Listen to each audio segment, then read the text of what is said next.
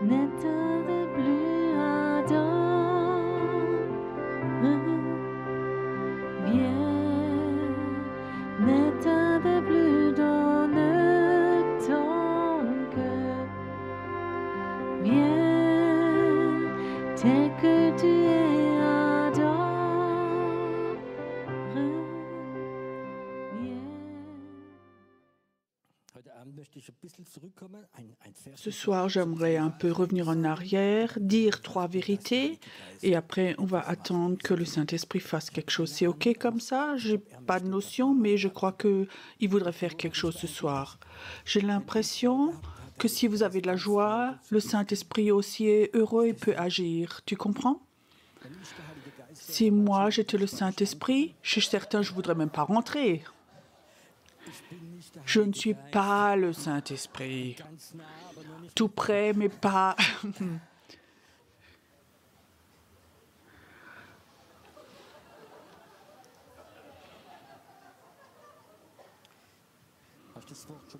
Est-ce que tu as déjà entendu la parole Jerry excommunié? Sois content que je ne sois pas catholique. OK. Alors j'aimerais commencer avec un verset. Peut-être que j'en ai déjà parlé il y a 2-3 jours. Isaïe 55, soyez prêts. Cherchez l'Éternel pendant qu'il se trouve. Invoquez-le tandis qu'il est prêt. J'avais déjà dit, si là-dedans, il est écrit, il faut que tu cherches Dieu quand il est prêt, ça veut dire que parfois, il n'est pas prêt. Tu sais, on a ces pensées religieuses, Dieu est toujours là, oui, il est toujours là, mais parfois, il est plus près que d'autres. C'est juste ça. Et là, il est écrit, il faut que tu cherches Dieu quand il est prêt. Chercher Dieu, comment ça fonctionne, ça, je crois que beaucoup de chrétiens ne savent pas lire la Bible. Peut-être, mais pas forcément. L'essentiel, c'est il faut que nous développions une sensibilité.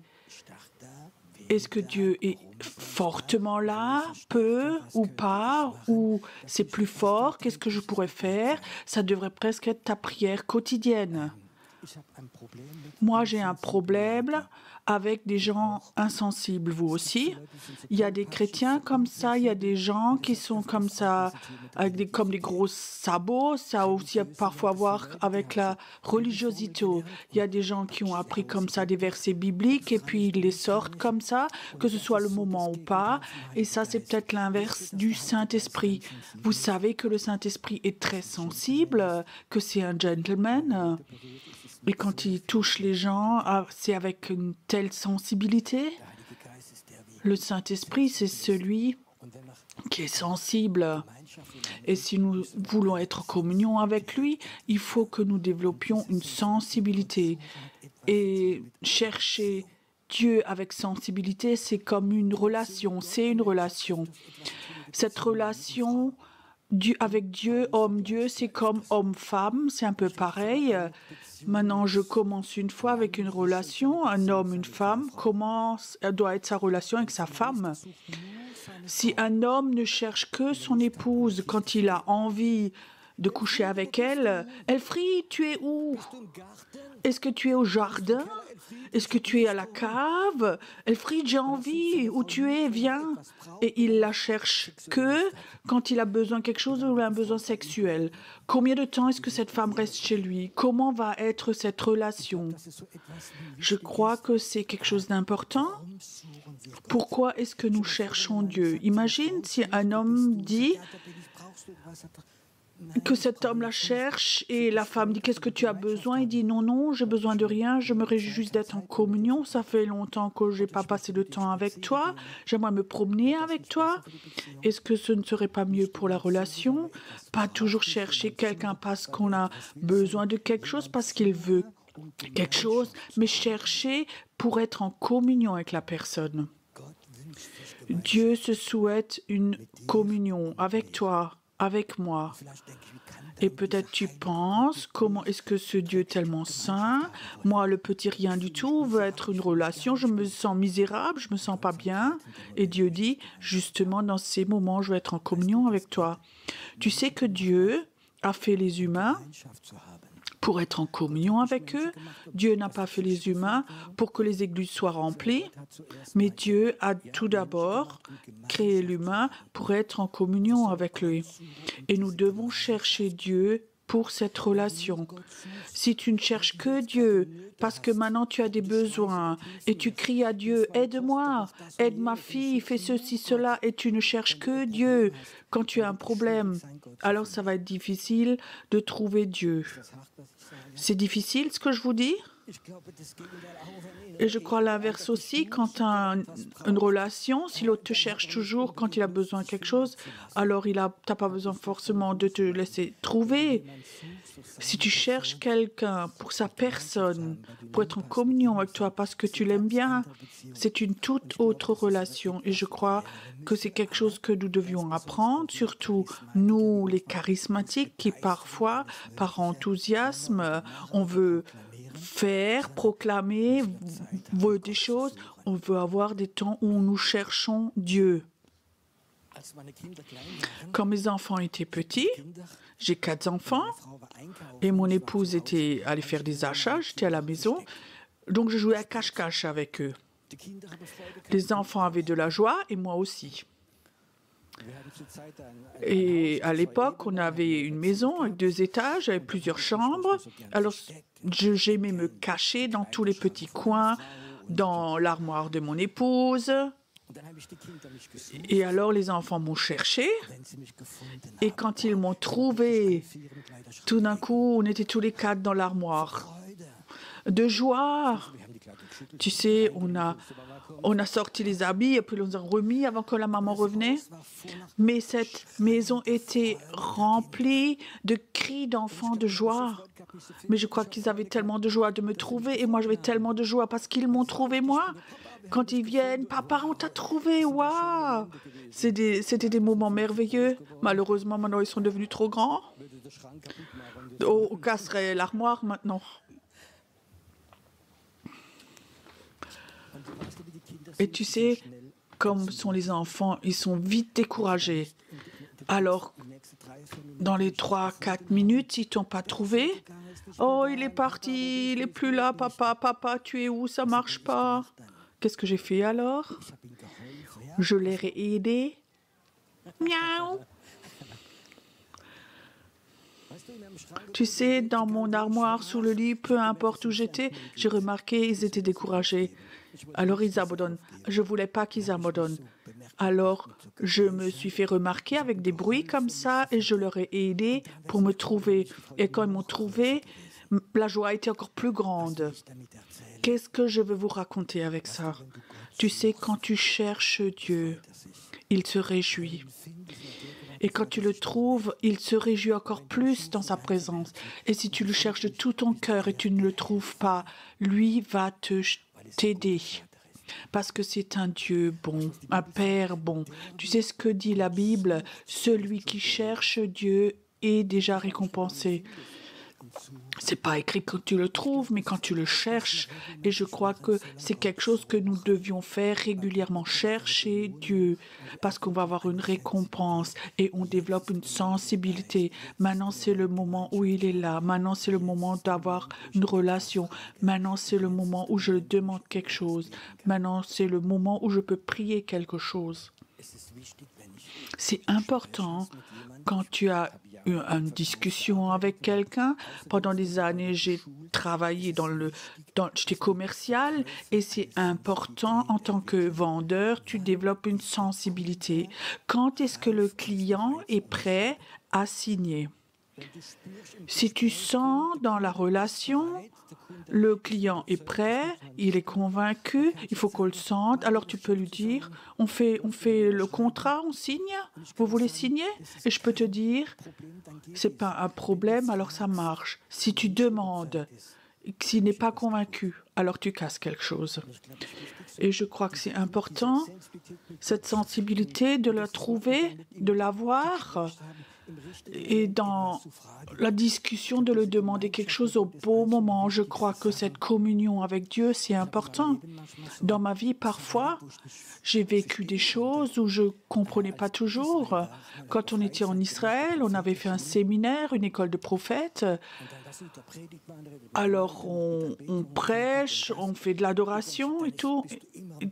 Tu penses, tu es toujours dans l'esprit? Je dis non. De temps en temps, j'ai aussi des temps où j'aime bien trouver Dieu intimement, de façon privée.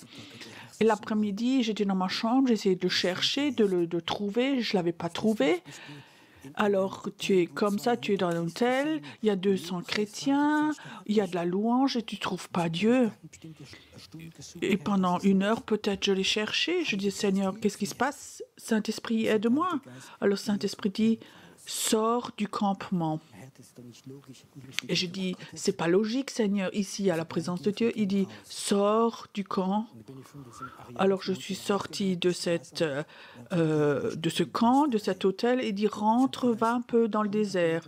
Et j'ai peut-être marché 100 mètres dans le désert. Je me suis mis assis sur une pierre et je savais, maintenant, il est là.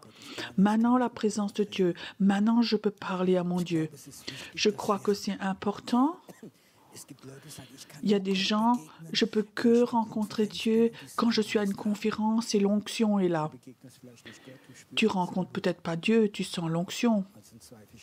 Et c'est 2 choses différentes. Je crois de nouveau qu'on apprenne à chercher Dieu pour lui, de devenir sensible et d'être en communion avec lui. Je crois que c'est une des choses les plus importantes, surtout si tu veux aller dans le prophétique. Fais attention que tu ne cherches pas les dons de l'esprit, un don prophétique, des choses comme ça, mais développe tout d'abord cette sensibilité à Dieu, pour Dieu. Dieu, est-ce que tu es là? Est-ce que ta présence est là? Et je crois que ça, il faut qu'on s'exerce tous les jours. Tu sais, ce rituel, ce légalisme, tous les matins, entre 7h, 7h15, je lis dans la Bible. C'est juste, mais ça ne tient pas longtemps. Mais aie cette relation avec Dieu, cherche-le par différents moyens. D'être un chasseur de Dieu, c'est quelque chose de très important. Celui sans Dieu quitte ses voies. Le méchant, l'homme d'iniquité, ses pensées, il retourne à l'Éternel qui aura pitié de lui, à notre Dieu qui ne se lasse pas de pardonner. Il faut aussi que tu saches, quand tu es en communion avec Dieu, Dieu ne dit pas toujours des choses qui sont agréables, mais parfois, il peut dire ce que tu as fait, ou le chemin où tu es, ou la communion avec cette personne, ou ces choses. Ce n'est pas une bonne chose. Ou ces films que tu as regardés, malgré que je t'ai prévenu, ce n'était pas une bonne idée. Ou d'autres choses, différentes choses. Alors, il faut que tu saches, si tu vas chez Dieu, et tu dis, oui, je reconnais que j'ai fait une faute, pardonne-moi. Alors, tout de suite, Dieu te pardonne. Alors tu auras de nouveau une relation toute pure avec Dieu. Tu peux avoir le ministère le plus grand de la terre si tu ne passes pas de temps avec Dieu et tu n'es pas prêt de venir à lui. Si tu as péché, ton ministère va s'arrêter.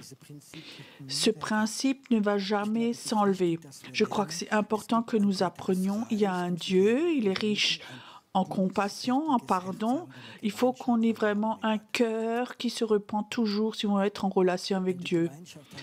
Si tu as une relation avec ton époux, ton épouse, il faut aussi que tu acceptes que ton partenaire parfois te dit que quelque chose l'a blessé. C'est bon d'attendre le bon moment quand tu es en communion avec ton partenaire, d'entendre et peut-être aussi de dire c'est mieux que tu fasses ceci que si tu es colérique ou déçu. Apprends à développer cette sensibilité avec Dieu. Je crois que c'est la chose la plus importante. Alors Seigneur dit, car mes pensées ne sont pas mes pensées, mes voix ne sont pas vos voix, et mes voix sont beaucoup plus hautes que les vôtres. Il y a un problème comme ça dans les mouvements charismatiques. où les gens disent comment on entend la voix de Dieu. Ils veulent entendre la voix de Dieu, mais ils ne veulent pas être en communion avec lui. Seigneur, est-ce que je dois mettre un pull rouge ou un noir? Est-ce que je dois acheter cette voiture ou ceci, cela? Est-ce que je dois faire ceci, cela? Dieu doit dire aussi non, mais ça, c'est pas une relation, ça. Une communion, une relation, c'est d'être dans la présence de Dieu et doucement que tes pensées s'enlèvent et que tu reçoives ses pensées. Tu sais, toute la journée, tous, on est sous l'influence de ce monde, de cette pollution spirituelle, et jour et nuit, il y a des milliers de pensées qui nous viennent. Que ce soit la pub, les informations, plein de choses, que ce que tu entends, ce que tu vois, les pensées viennent, il y a des milliers de pensées, et alors il y a peut-être des pensées négatives, tu as de bonnes pensées, tu as de bons plans, mais ils ne sont pas de Dieu. Et tu sais, si tu es en communion avec Dieu, alors il y aura un échange de tes pensées vont doucement se dissoudre et les pensées de Dieu vont venir. Ces temps où on va chez Dieu et on veut absolument quelque chose.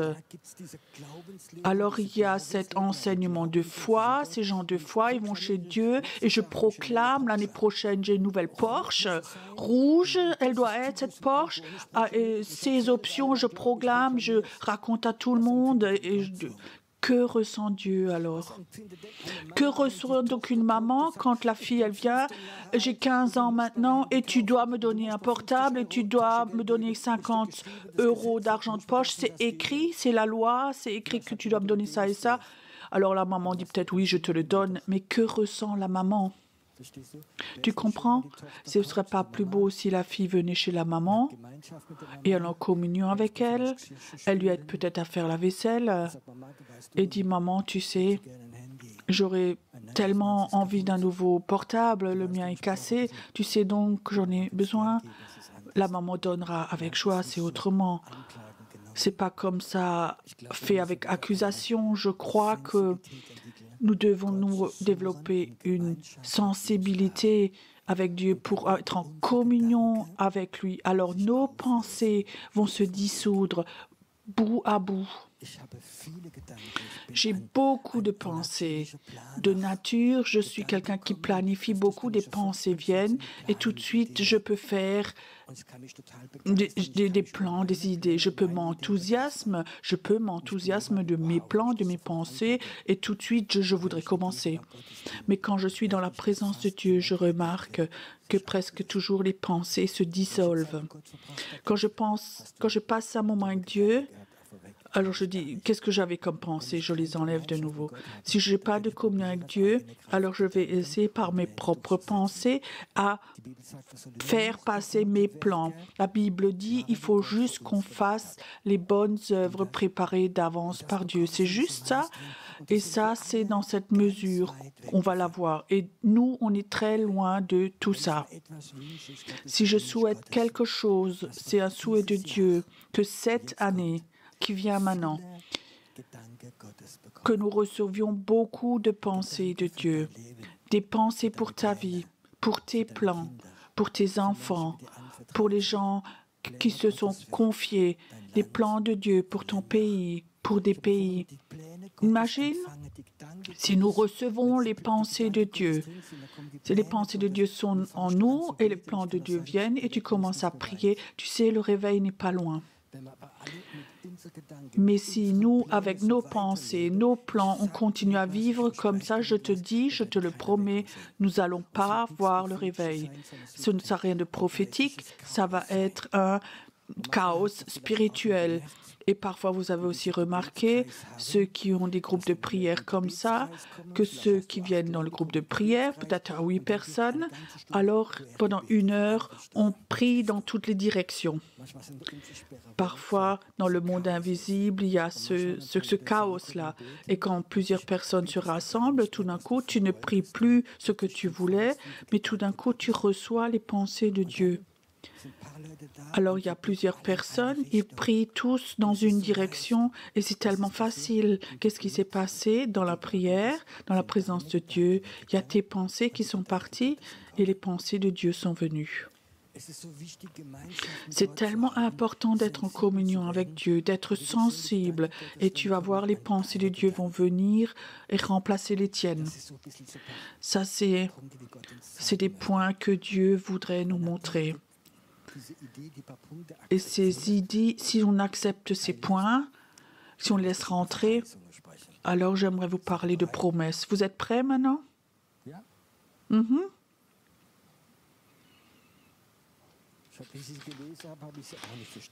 Quand je lu, je n'ai pas compris non plus.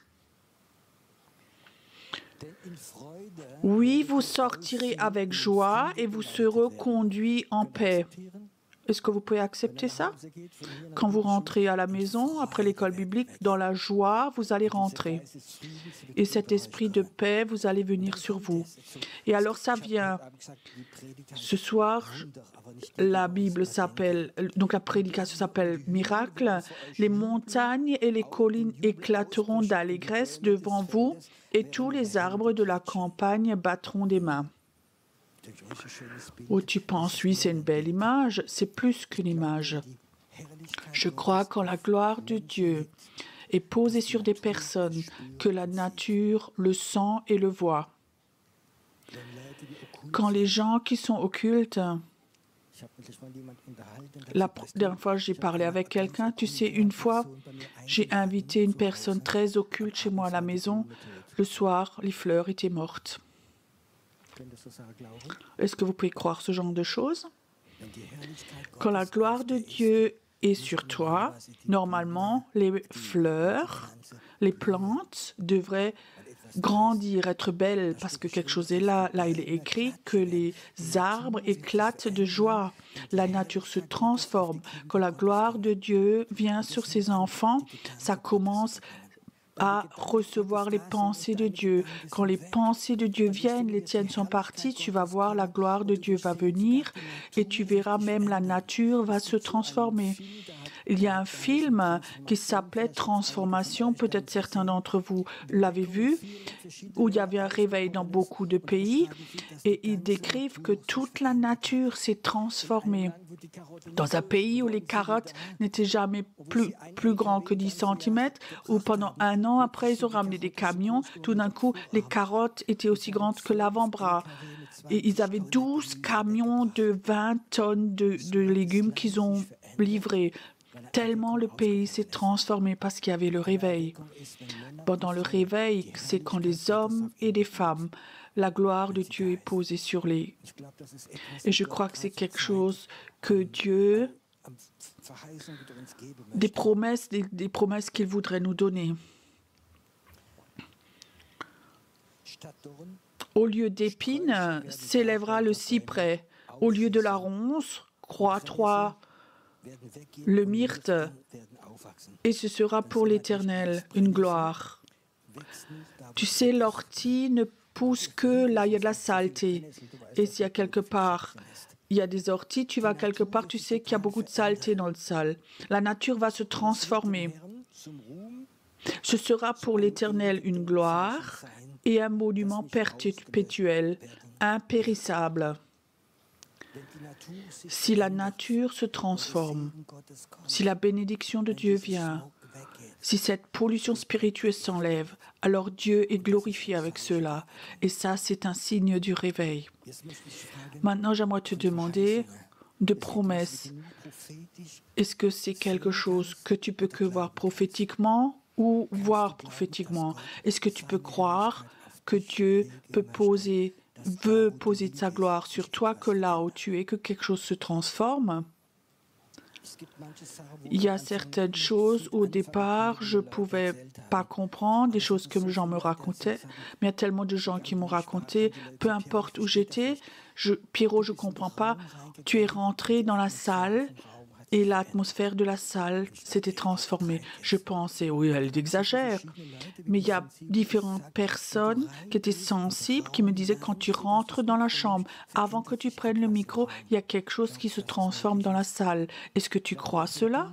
Est-ce que tu crois que si toi, tu rentres dans une salle, tu vas à l'hôpital, que toute puissance démoniaque s'en va parce que toi, tu rentres? Parfois, nous avons des plans sur le réveil, tout ce qui va se faire, et les pasteurs, les églises et tout. Je crois que le réveil ne va pas forcément se faire dans les églises, mais elle va se diffuser. Et les fils et filles, la gloire de Dieu va être là et ça va tellement transformer. Si quelqu'un veut voir ces films Transformation 1 et 2, faites-le.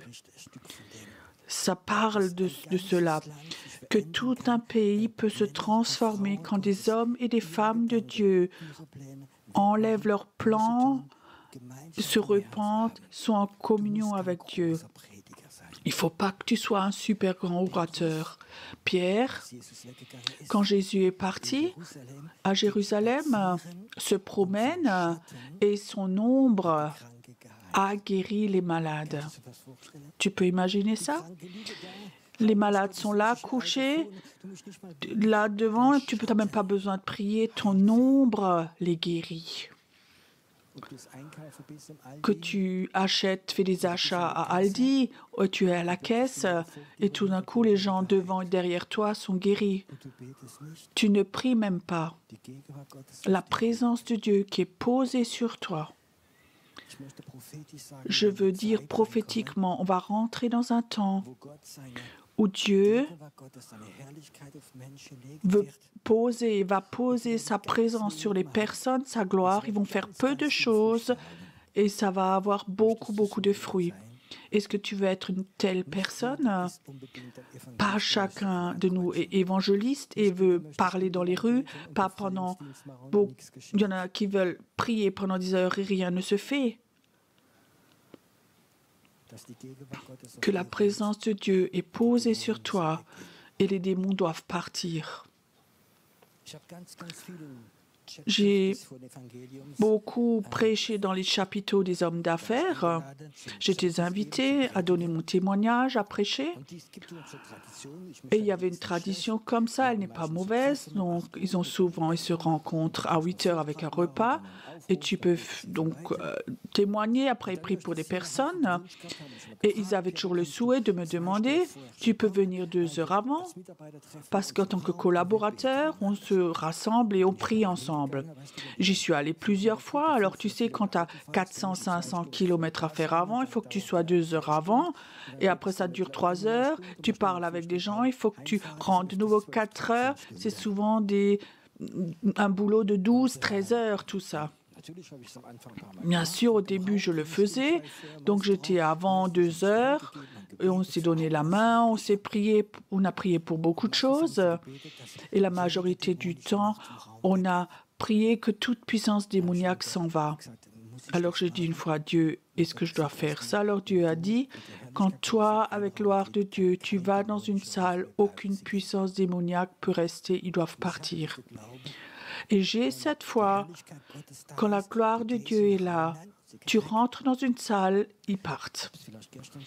Peut-être j'ai raconté hier, à Mondsee, en Autriche, on avait un moment de réveil très très fort.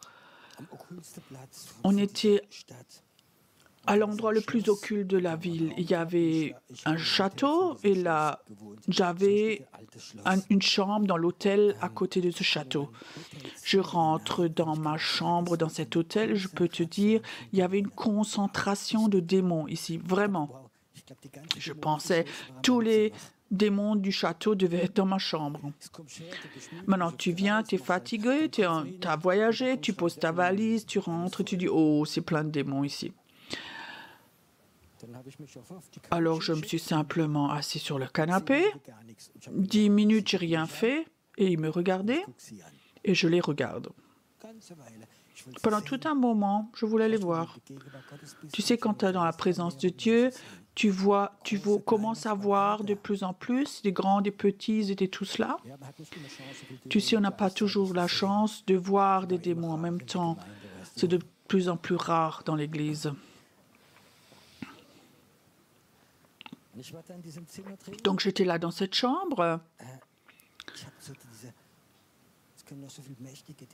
Il peut y avoir même des puissants tellement démoniaques dans mon esprit comme ça. Mon corps était fatigué, je m'étais couché, mais dans mon esprit, j'étais excité, j'étais heureux. Je ne pouvais pas te l'expliquer. Mon esprit était en joie.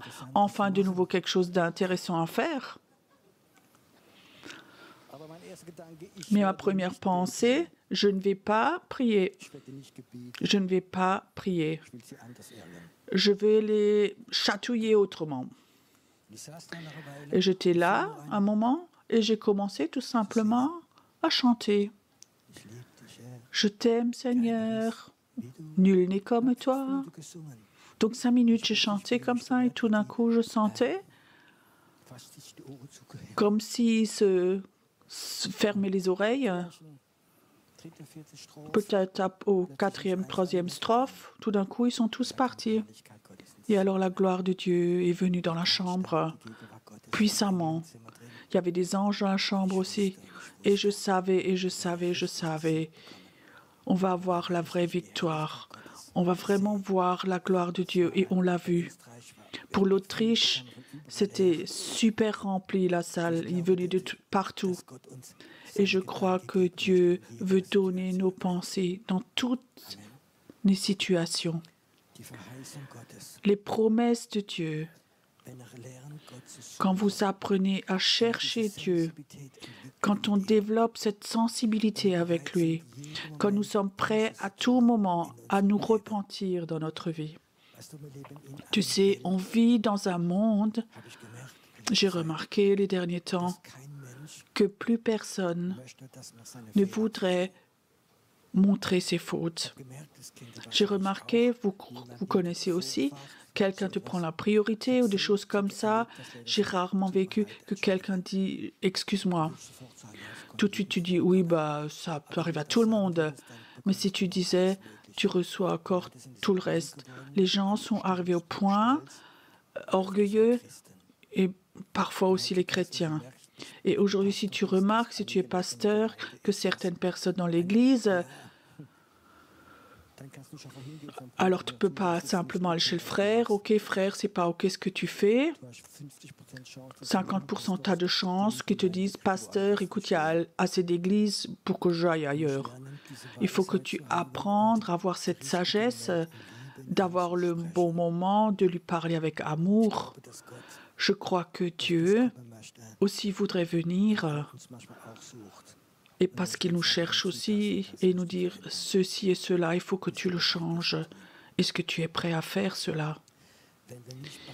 Si nous sommes pas prêts à changer certaines choses, et ce n'est pas de l'égalité entre toi et Dieu, parfois tu vas rester sur place et tu ne vas pas avancer.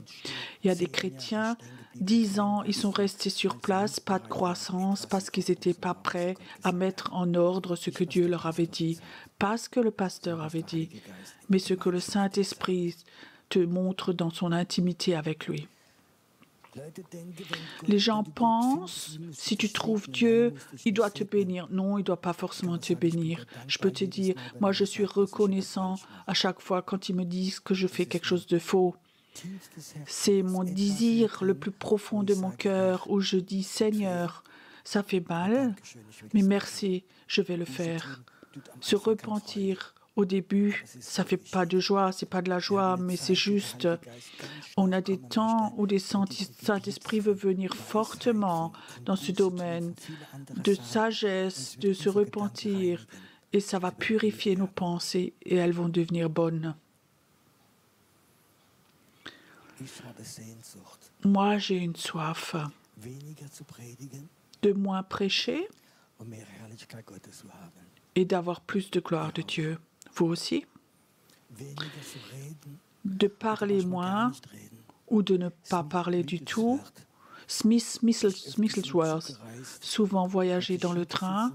Il était assis dans le wagon où souvent il y avait 6-8 personnes. Il ne parlait à personne, ne convertissait personne.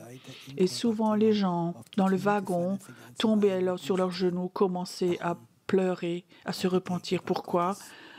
Parce que la gloire de Dieu était tellement forte. La gloire de Dieu était sur cet homme. Il y a un autre orateur. La gloire de Dieu était tellement forte, il voyageait dans le train. Et quand le train rentrait dans une gare, au bord du train, sur le quai, les gens se repentaient parce que la présence de Dieu était tellement forte malgré qu'il était dans le train. Tu peux t'imaginer quelque chose, toi, dans ta vie? Il ne faut pas que tu sois un héros. Il faut juste le croire, aller et être prêt à chercher Dieu, de passer du temps avec Dieu sans prier, sans demander quoi que ce soit, rester dans la présence de Dieu, t'attendre à lui. Et c'est ce moment où sa gloire vient sur lui. Et ça, c'est les miracles les plus grands. Je veux vous dire, je vais être honnête avec vous, ça fait plus de 30 ans que je fais un ministère de guérison. J'ai vu beaucoup de guérisons, beaucoup de témoignages, j'en ai vu aussi. Mais les plus grands miracles que j'ai vus dans les miracles de guérison, où des cancers spontanément ont été guéris, d'autres choses, où les gens étaient ébahis, ça, c'est souvent des gens qui ont oublié Dieu. J'ai vécu où des gens ont spontanément guéri du cancer, d'autres choses. Ils se sont remerciés, c'était beau, et ils ont oublié Dieu. Tu sais, ça m'a fait mal. Il y a des moments où je ne voulais même plus, où je pensais, oui, Monsieur Fay, il a le don de guérison, viens là. Moi, je veux autre chose. Moi, j'aimerais que la gloire de Dieu soit tellement forte que tout l'entourage soit touché.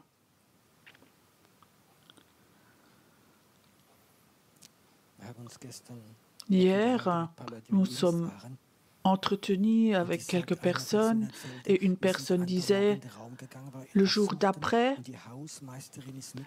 on est allé dans la salle et on a vu que dans la salle, il y avait encore quelque chose. Qu'est-ce qu'il y avait dans cette salle? La présence de Dieu était encore là.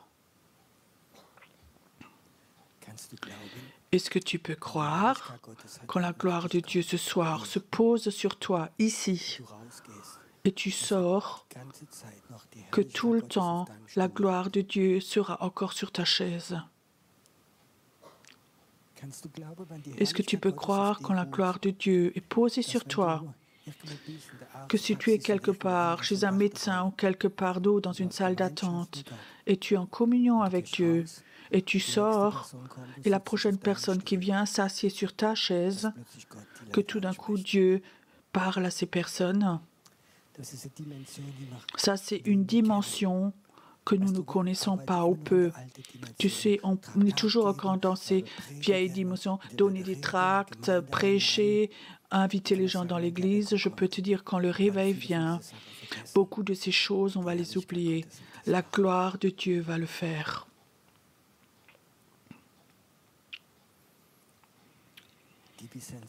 Ceux qui sont sensibles maintenant, ou chez vous ou à la maison,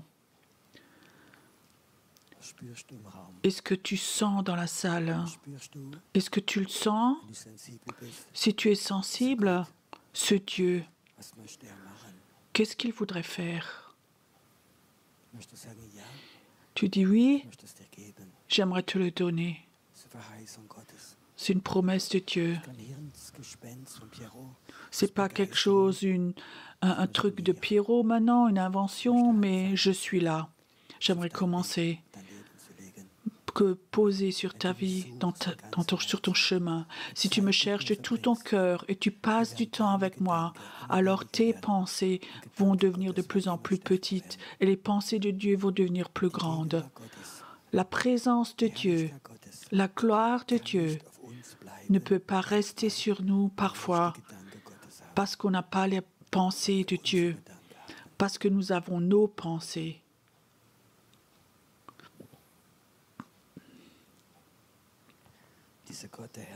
Ce Dieu de gloire est ici et il voudrait ce soir, ici, et chez toi à la maison aussi, chez toi à la maison, agir comme il agit ici. Et je prie que la gloire de Dieu vienne chez toi, dans ta maison, que tu écoutes maintenant, que ça vienne maintenant.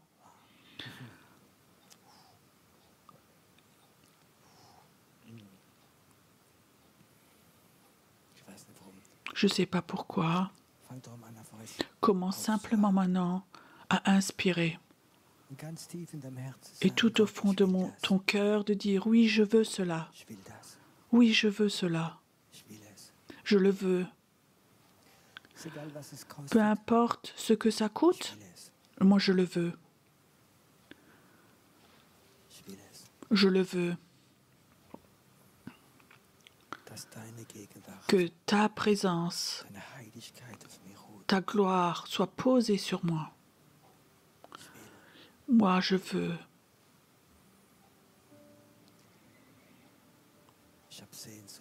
J'ai soif de cela.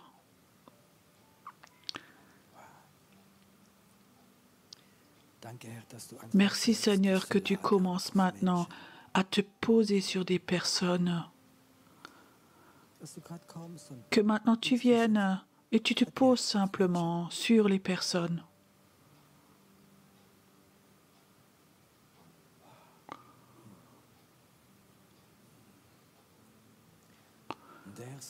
Et le Seigneur dit, un temps nouveau a commencé. La porte s'ouvre pour entrer dans ce nouveau temps. Ce temps nouveau a commencé au-dessus de l'Allemagne, au-dessus de l'Autriche, de la Suisse. Un nouveau temps va venir. Ne retiens pas ce qui est vieux. Ne retiens pas à ta tradition, à tes pensées, mais reçois les nouvelles pensées de Dieu. Tu vas même transformer la nature. Tu vas transformer le pays. Maintenant.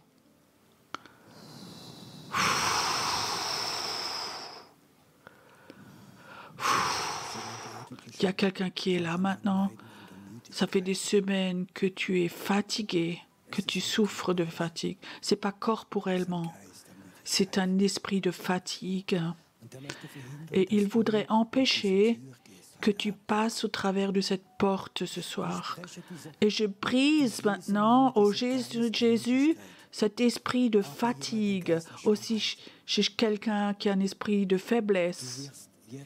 Tu vas maintenant devenir libre et tu passes par cette porte dans les promesses de Dieu et toute puissance démoniaque qui veut l'empêcher sera liée maintenant au nom de Jésus et tu ne vas personne pouvoir empêcher à traverser cette porte dans ce temps nouveau prophétique.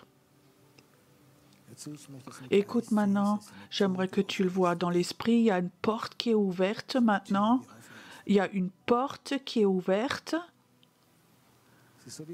C'est comme si dans l'esprit ce soir, tu peux traverser, passer cette porte maintenant, dans ce temps nouveau où Dieu dit, où lui veut déverser sa gloire sur ceux qui le cherchent, sur ceux qui veulent être en communion avec lui, sur ceux qui sont prêts à enlever leur chemin, leurs pensées et à recevoir les chemins, les voies de Dieu. Derrière ces portes, il y a des miracles, aussi des miracles créatifs qui vont se faire. Je vois derrière cette porte, il y a une nouvelle vague de guérison qui vont se faire. Comme des miracles vont se passer, que les médecins vont être ébahis, vont reconnaître que c'est de Dieu. Derrière cette porte, il y a une vague de surnaturel qui va venir, où tout d'un coup à la maison, quand tu rentres chez toi, de l'argent est posé là, il y a des miracles qui vont se passer. Passe au travers de cette porte. Passe, traverse cette porte ce soir, dans l'esprit. Inspire maintenant.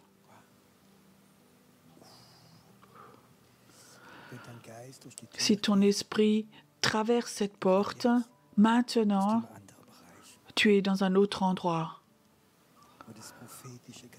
où le prophétique est tout naturel, où tu peux voir. C'est comme un endroit qui précède le ciel. Merci Seigneur. Il y a des gens qui sont là. Tu as l'impression maintenant, tu as la moitié de ton poids, que tu es tout léger. Il y a comme une légèreté maintenant. C'est quelque chose qui te tire vers le haut, où tout d'un coup tu es tout léger. Écoute, si maintenant tu ressens cela, une légèreté, tu penses maintenant, tu as l'impression que tu n'as que encore 20 ou 30 kilos, alors lève-toi de ta chaise et mets-toi devant ton Dieu. C'est un signe prophétique.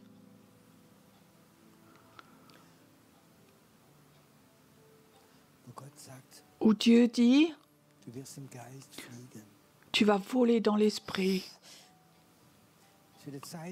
C'est un temps qui va venir où tu seras en communion avec Dieu et Dieu va t'emmener dans l'esprit à des endroits, dans d'autres pays.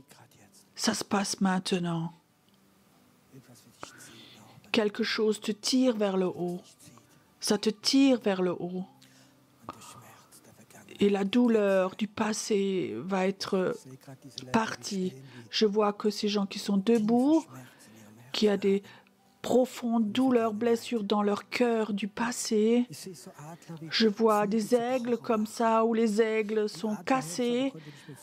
Un cœur d'aigle, mais il ne pouvait plus voler. Et Dieu dit, je guéris maintenant. Je guéris cet aigle pour qu'il puisse de nouveau voler. C'est un temps maintenant où on rentre dans une dimension qu'aucun œil, aucune oreille n'a entendu, aucun œil n'a vu. On va rentrer dans cette dimension. C'est là maintenant. J'aimerais maintenant, ceux qui sont debout maintenant, venez voir devant maintenant.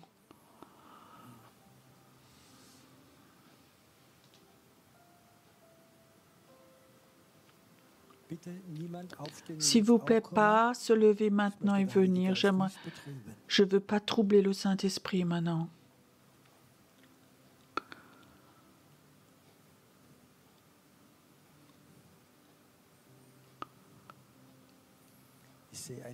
Je vois certains d'entre vous, ils ont comme ça des taches où l'esprit de mort a fait des taches sur vous. Il vous a marqué l'esprit de mort. Et souvent, ces taches, c'était comme une piste d'atterrissage pour tes pensées des morts, des pensées de mourir. Et Dieu dit, ce soir, j'aimerais enlever ces taches. Tu ne vas plus souhaiter la mort ou avoir des pensées de mort ou rêver de la mort. Peu importe qui t'a maudit ou d'où ça venait, je le brise au nom de Jésus. Toute forme de mort s'en va maintenant. Toute forme de mort s'en va maintenant. Mort, tu vas maintenant perdre ces tâches et ce ne sera plus une place d'atterrissage pour la mort. J'aimerais que cet esprit prophétique devienne plus fort sur eux, que cet esprit prophétique, qu'ils vont vivre quelque chose de très, très fort, qu'ils ne connaissent pas. Certains, ils sont dans la communion, dans la prière, tout d'un coup, ils ont l'impression qu'ils volent, qu'ils s'en vont, qu'ils sont des aigles spirituels. Tu vas les utiliser, Seigneur, et la mort va lâcher. Et elle va lâcher, la mort. Merci, Seigneur, que la porte est ouverte ce soir. Et elle va rester ouverte ce soir longtemps. Et ceux qui sont dans la salle, aussi longtemps que tu sens la porte devant toi est ouverte, reste un moment dans la prière, dans l'adoration. Certains vont tout d'un coup avoir de nouvelles pensées. Peut-être que tu vas être touché sur ta chaise. Cherche Dieu. Il est tout près ce soir. Il n'est pas loin de toi. Il est tout près de toi. Adorez Dieu, priez Dieu encore. Demain soir, ça continue. In der Gegenwart deiner Herrlichkeit. Gott ist so mächtig. Friede, Fürst, Ratgeber, wunderbar, ewiger Vater, in seiner Gegenwart werd ich heil. In der Gegenwart seiner Herrlichkeit. Gott ist so mächtig.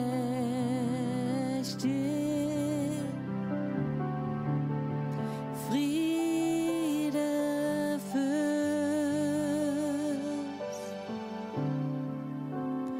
Ratgeber, wunderbar,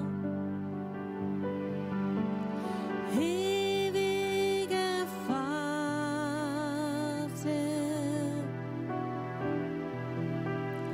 in seiner Gegenwart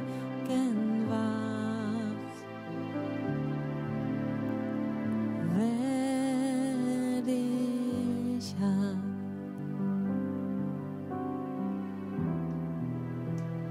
In seiner Gegenwart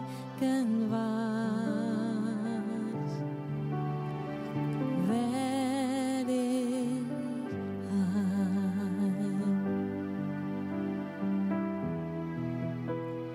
In der Gegenwart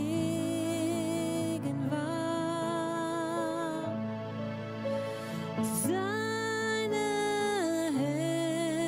Herrlichkeit. Gott ist so mächtig.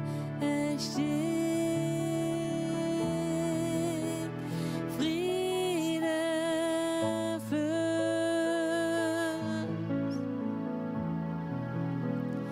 Ratgeber, wunderbar, ewiger Vater,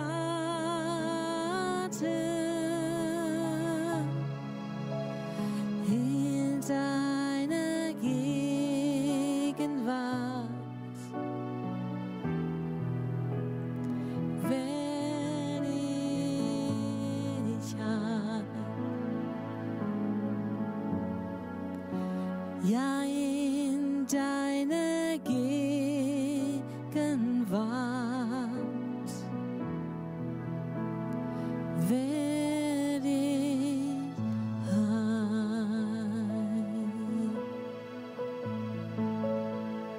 In der Gegenwart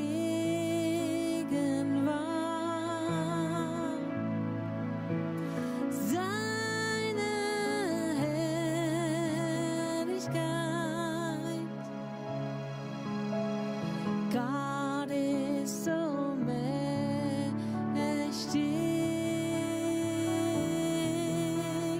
Friede, Fürst,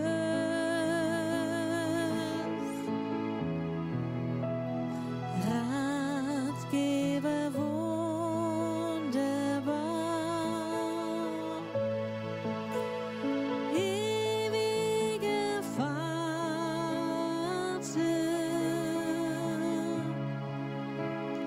in seiner Gegenwart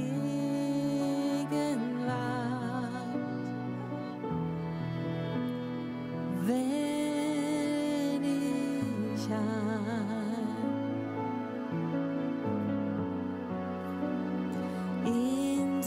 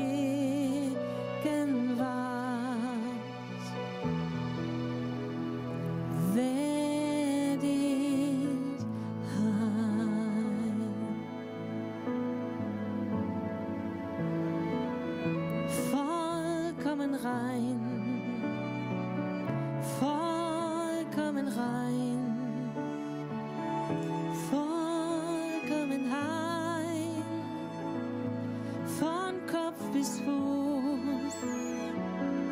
Oh, du bist mein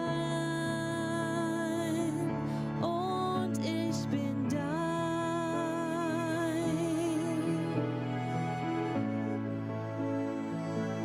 Vollkommen rein.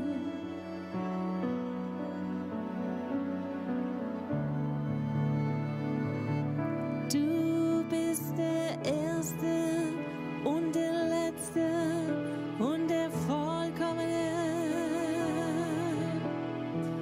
Herr, über alles, was der Kinder heißt, über alles. Du bist Vater und Sohn und Heiliger Geist, vollkommen, vollkommen.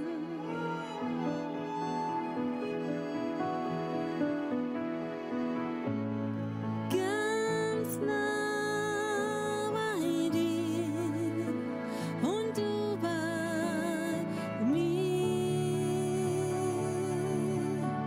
vereint in alle Ewigkeit, in Liebe sind unsere Herzen eins. Vereint in alle Ewigkeit,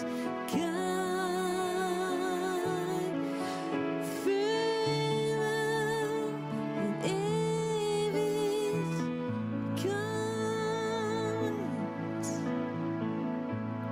ganz nah bei dir und du bei mir.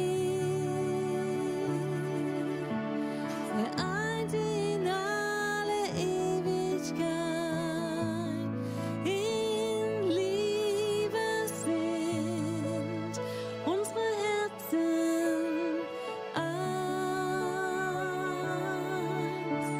Vereint in alle Ewigkeit, für immer in Ewigkeit,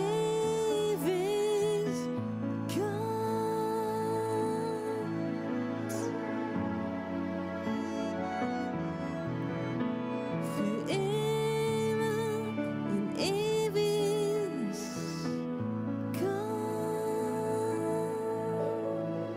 Nie mehr Schmerzen und Leid in den Augen, nie mehr Furcht und Scham, denn wir werden bei dir sein, mit dir zusammen sein.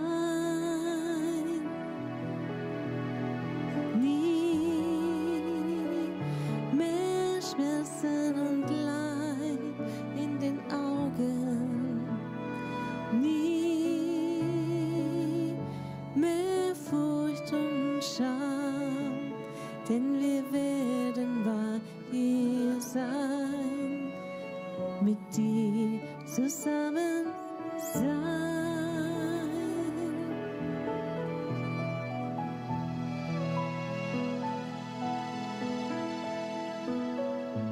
Ganz nah bei dir und du bei mir, vereint in alle Ewigkeit.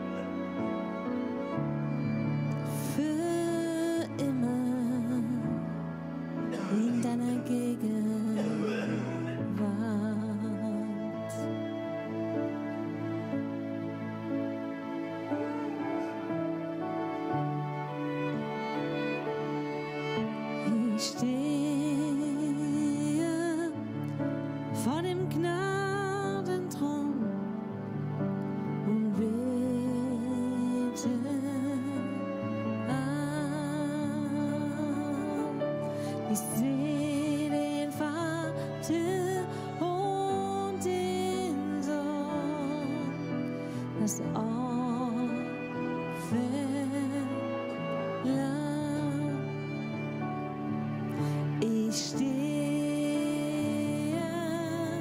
vor dem Gnadenthron, bete an.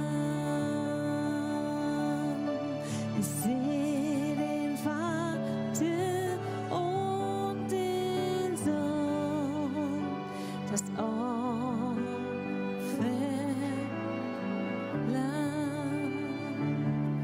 Und ich bete,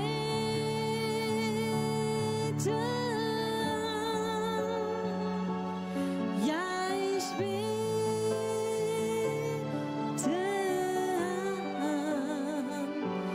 Ich erhebe meine Hände in Anbetung, bete dich an.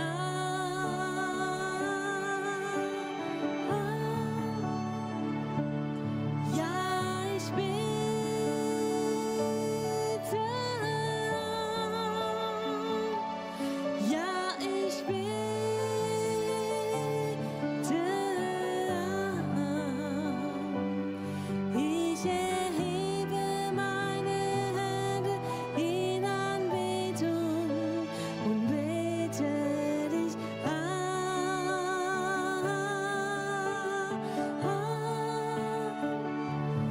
Ja, ich bete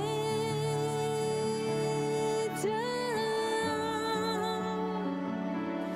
Ja, ich bete an. Ich erhebe meine Hände in Anbetung und bete dich an.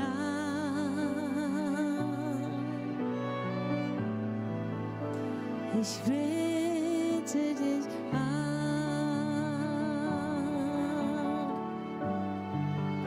Ich bete dich an.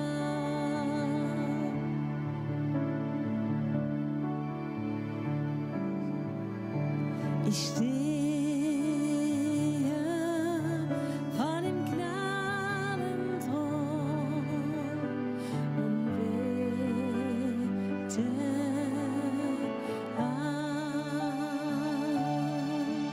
Ich sehe den Vater und den Sohn, das Opferlamm.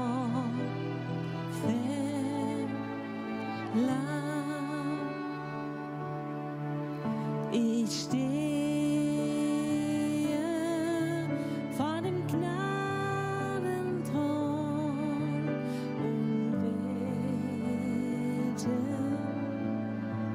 an.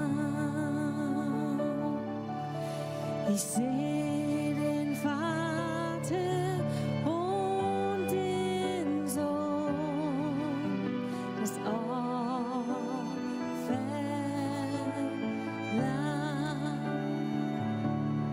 Und ich bete an. Ja, ich bete an.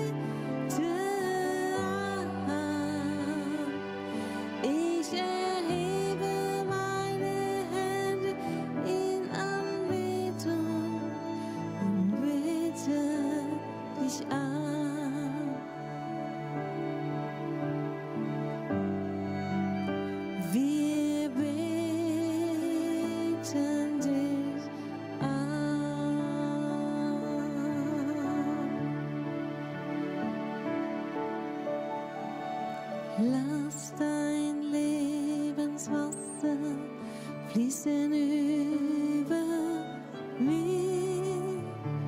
Lass den Heiligen Geist erneuern meinen Sinn.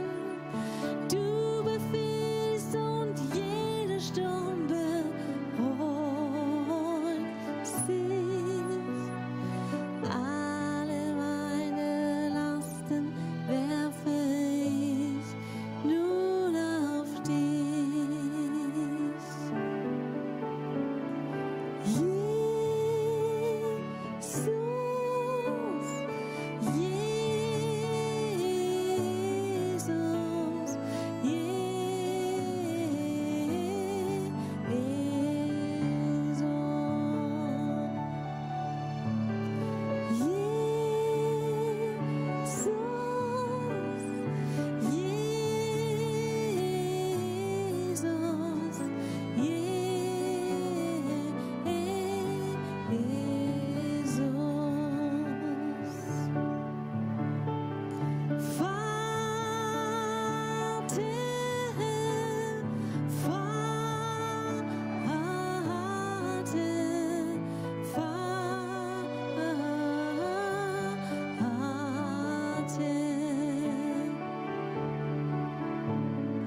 Komm, du Geist des Lebens, nimm die Herrschaft ein.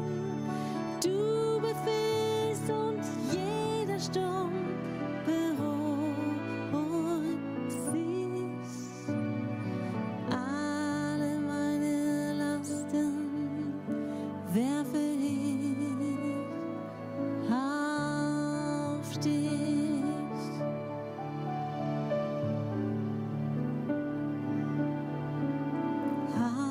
Auf dich.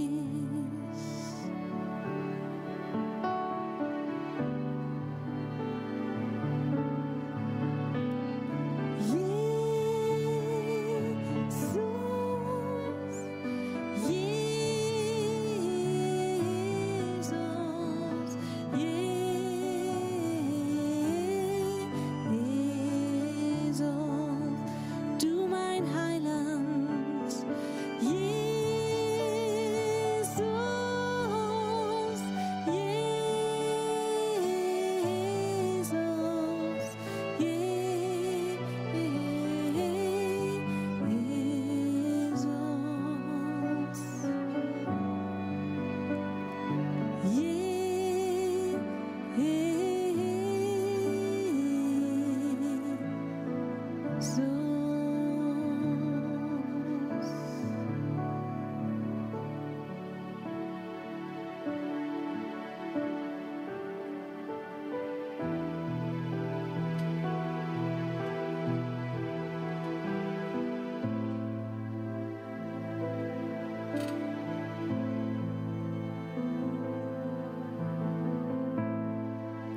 dein Feuer mich verzehrt, mein Herz für dich begehrt,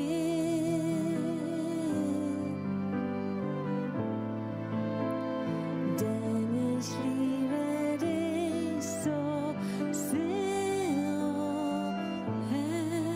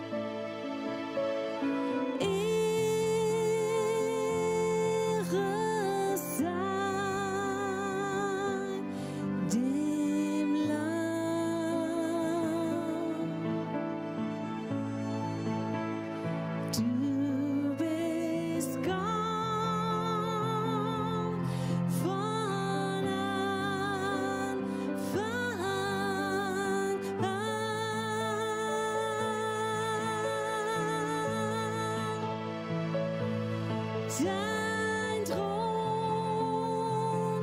erstrahlt von Herrlichkeit.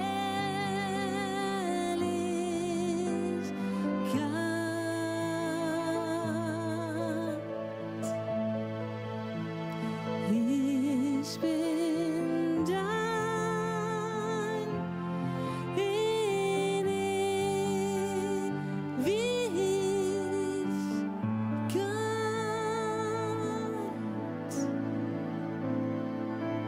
Dein Feuer mich verzehrt,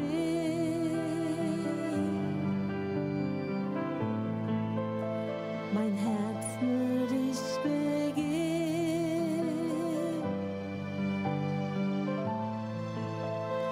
denn ich liebe dich so sehr, oh Herr.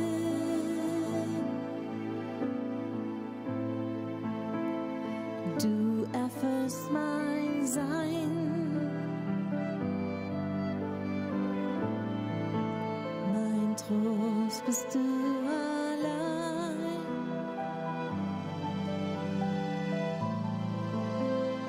Denn ich liebe dich so sehr, oh Herr.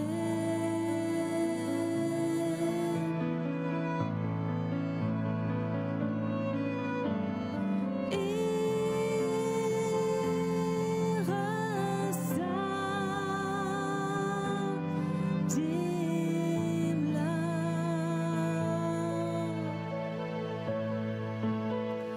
Du bist Gott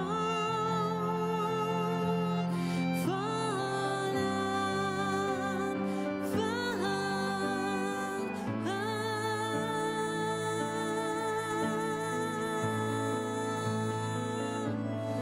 Sein Thron erstrahlt von Herrlichkeit.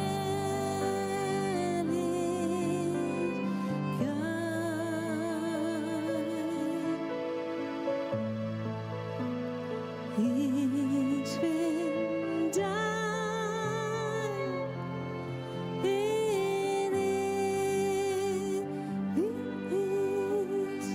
Ewigkeit. Ich bin dein, ich bin dein in Ewigkeit.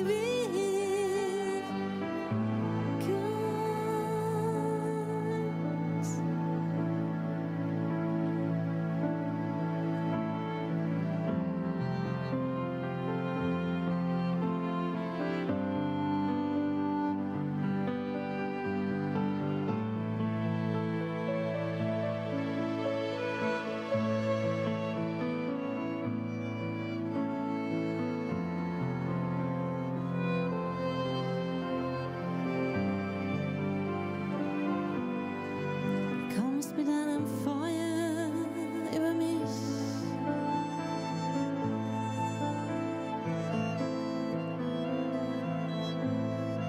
Ein Feuer mich verzehrt, mein Herz nur dich begehrt,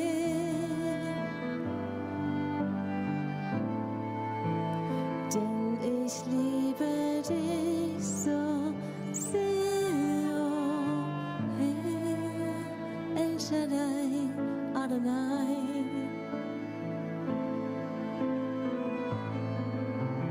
Du erfüllst mein Sein, mein Trost bist du allein.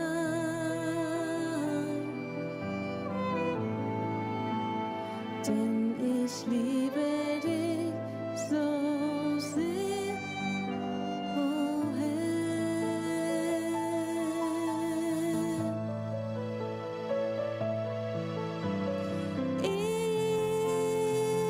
Ehre sei dem Lamm.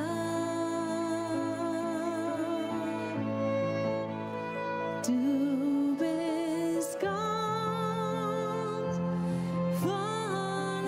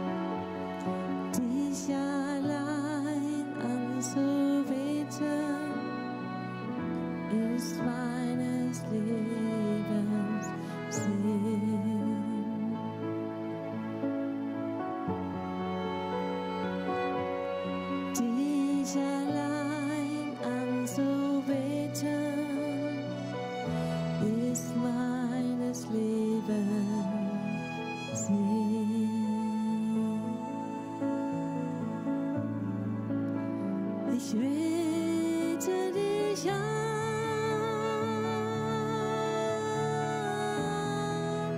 Ich bete dich an.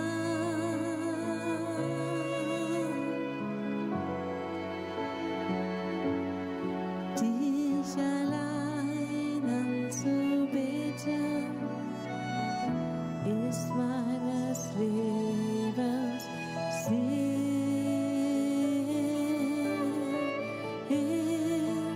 Ich bete dich an.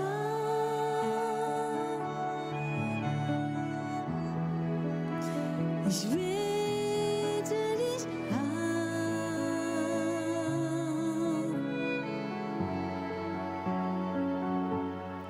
Dich allein anzubeten ist meines Lebens Sinn.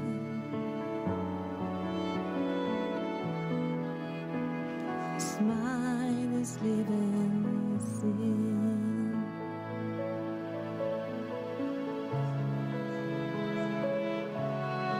Dich allein anzubeten ist meines Lebens Sinn.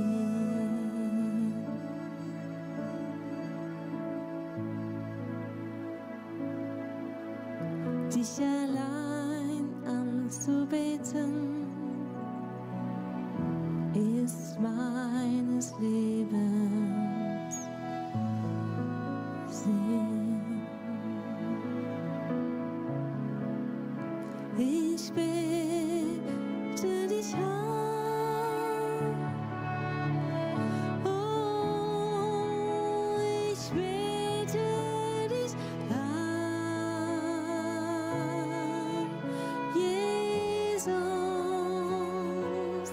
dich allein anzubeten ist meines Lebens Sinn.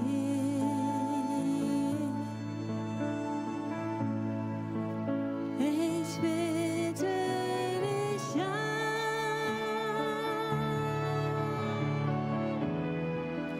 Ich bete dich an.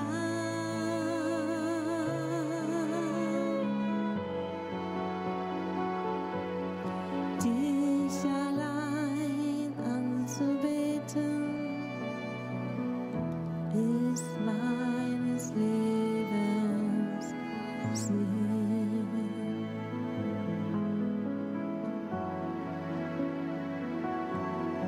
Dich allein anzubeten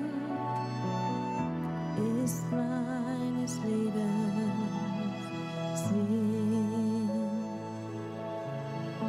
Ich bin frei. Ich bin frei. Ich bin frei. Ich bin frei.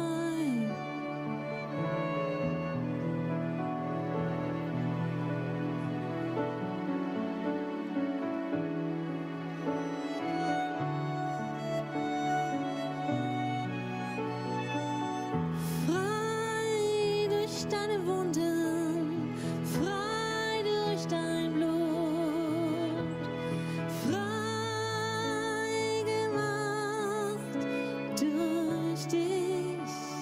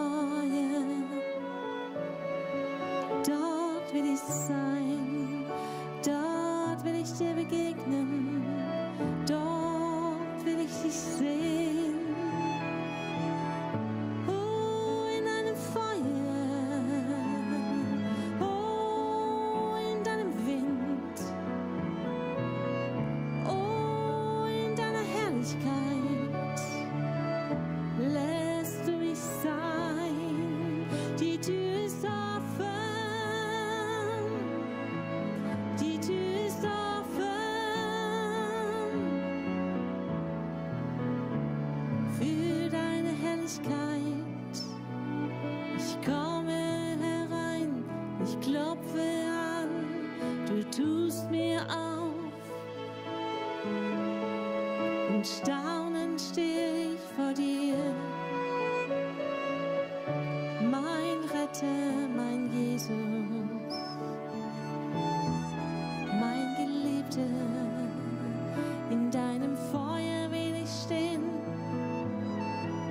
in deinem Wind will ich gehen, in deine Liebe will ich sein.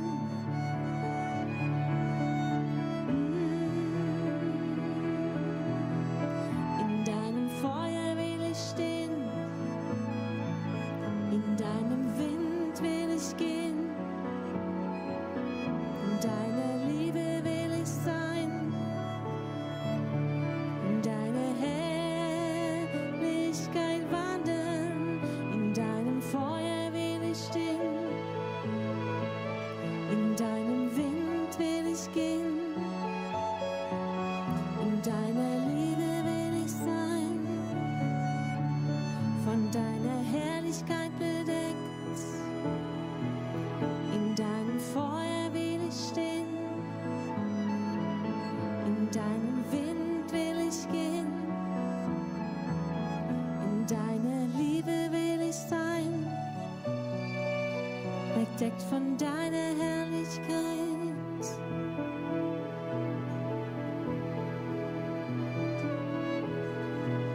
In deinem Feuer will ich stehen, in deinem Wind will ich gehen, in deiner Liebe will ich sein, von deiner Herrlichkeit bedeckt.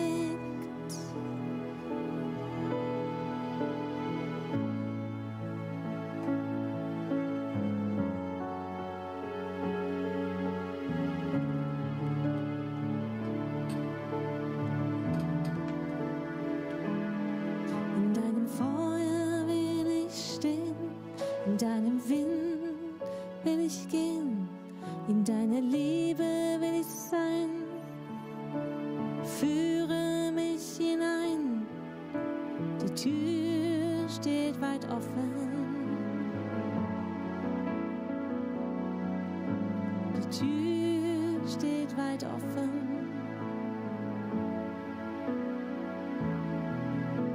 Für dich.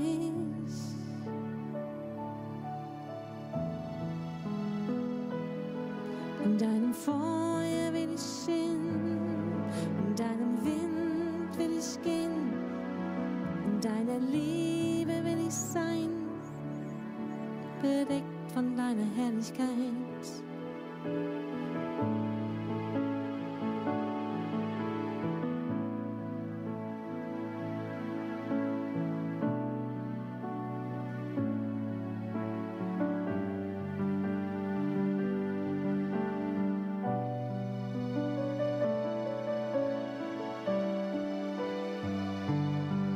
Wenn ein Feuer brennt und du rufst mich her,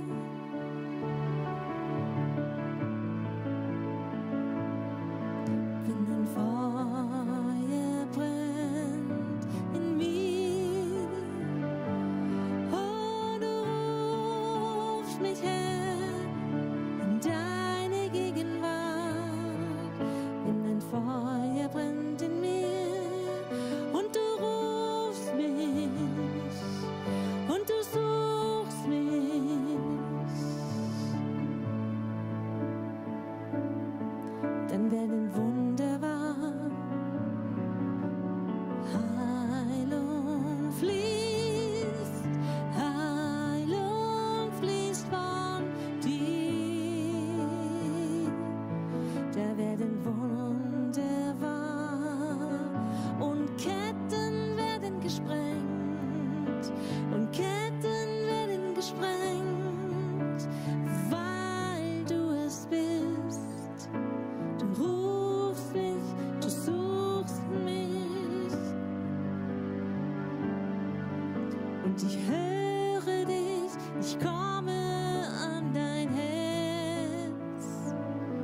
Es ist jetzt die Zeit, dir zu begegnen, Herr. Die Gnadenzeit, deine Gnadentropfen fallen und deine Gnadentropfen fallen auf mich. Und du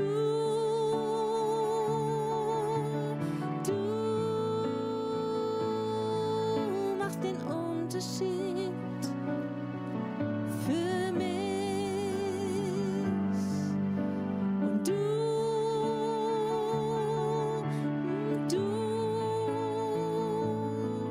machst den Unterschied für mich.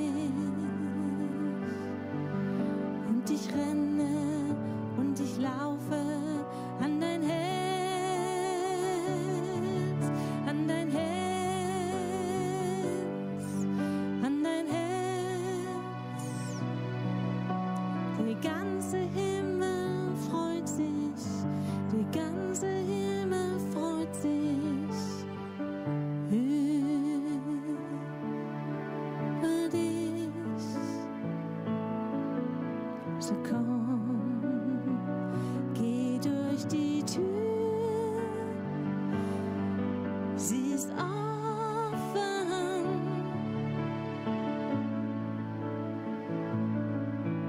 So komm, geh durch die Tür, sie ist offen.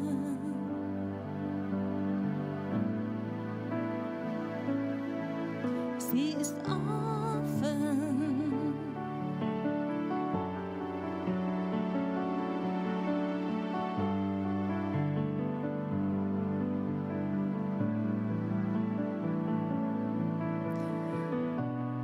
Und du machst den Unterschied in meinem Leben.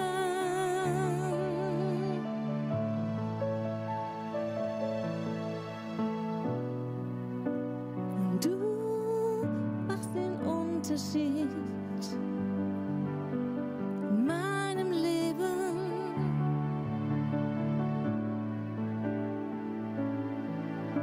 So komm zu ihm, die Tür ist offen für dich, die Tür ist offen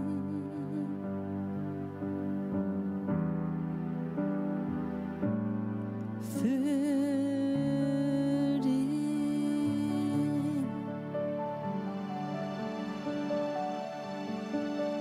Komm, die Tür ist offen für dich und mich. Wenn sein Feuer brennt in dir, zögere nicht.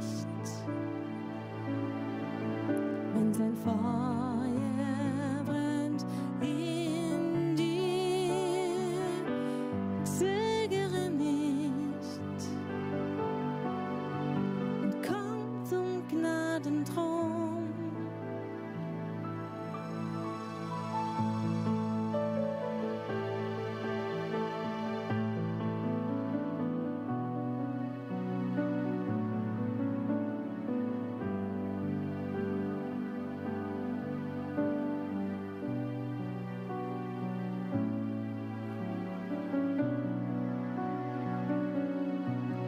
Wenn ein Feuer brennt in mir,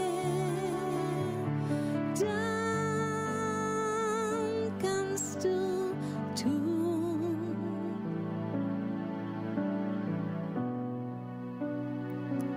was du mir verheißen hast.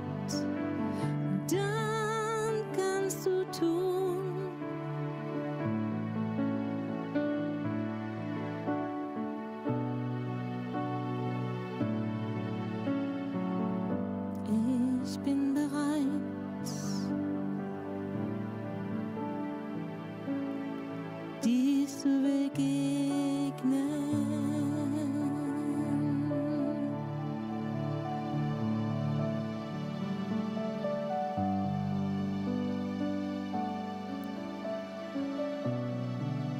Ich bin bereit, wir sind bereit, dir zu begegnen.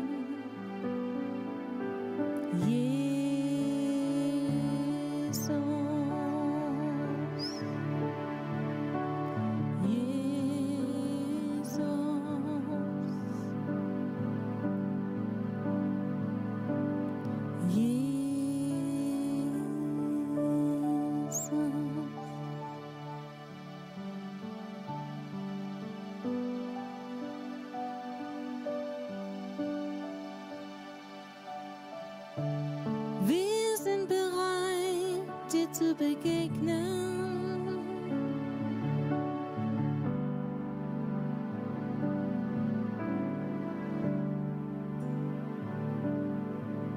In mein Feuer brennt in mir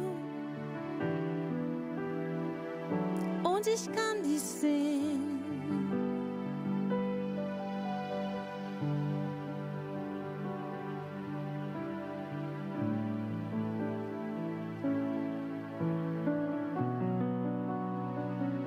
Dir zu begegnen.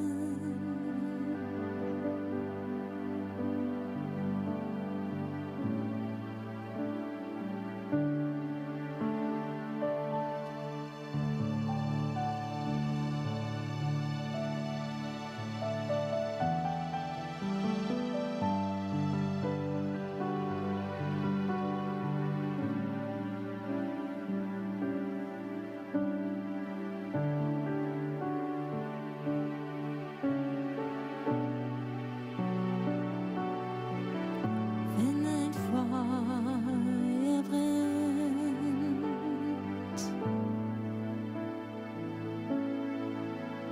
dann kann ich dir begegnen.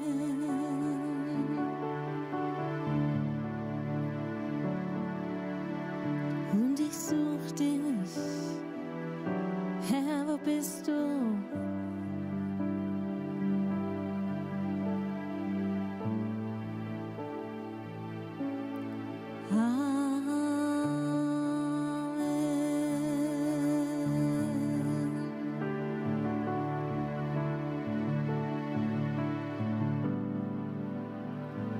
Schön, dass ihr wieder dabei wart. Wir laden auch ganz herzlich ein zum Erweckungsabend, morgen Abend hier in Heidelberg. So zögere nicht. Herzlich willkommen. Und wir sagen Tschüss und Goodbye aus Heidelberg.